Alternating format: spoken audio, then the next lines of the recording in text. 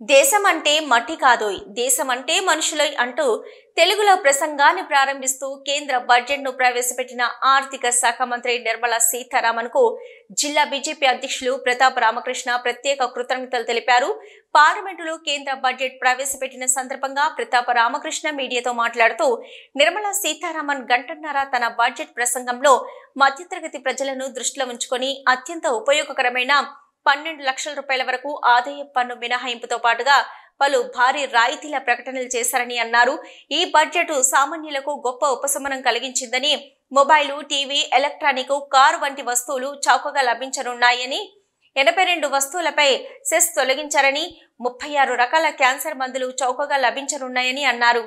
Senior సిటిజన్లకు టీడీఎస్సీ పరిమితిని 50,000 నుంచి 1,00,000కు పెంచారు.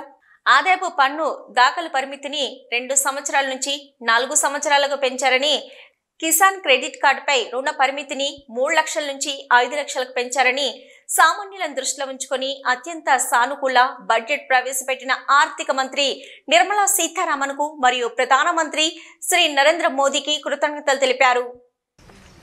కేంద్ర ప్రభుత్వం ప్రవేశపెట్టిన బడ్జెట్ నిజంగా కూడా అన్ని రంగాల ప్రజలకు అనుకూలంగా ఉంది.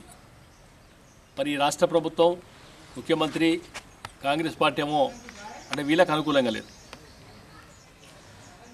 కేంద్ర ప్రభుత్వం బడ్జెట్ రాష్ట్రాల వారీగా వివరిస్తుందా ఒకసారి మరి తెలుగులో అర్థం చేసుకోవాలి.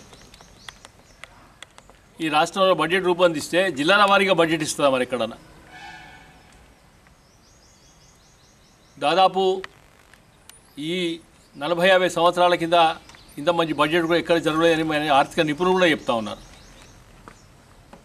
మరి మిడిల్ క్లాస్ పబ్లిక్, ప్రత్యేకంగా ఉద్యోగులకు, చిన్న స్థాయి ఉద్యోగులకు 12 లక్షలు చేయడం ఏదైతున్నదో నిజంగా కూడా అభినందనీయం. అది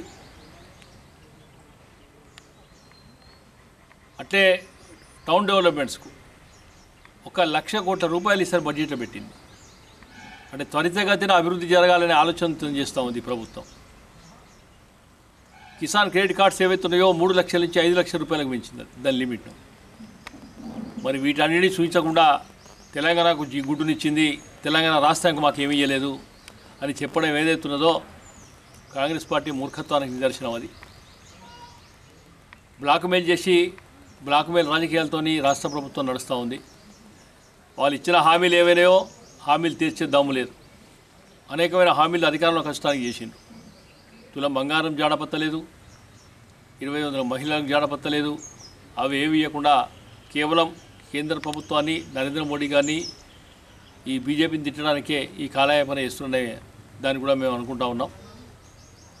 ఈ బడ్జెట్ ఏదైతున్నదో నిజంగా కూడా ప్రత్యేకంగా నరేంద్ర మోడీకి, నిర్మలా సీతారామన్ గారికి కూడా మనం అందరం కూడా ధన్యవాదాలు తెలియజేస్తూ ఉన్నాం.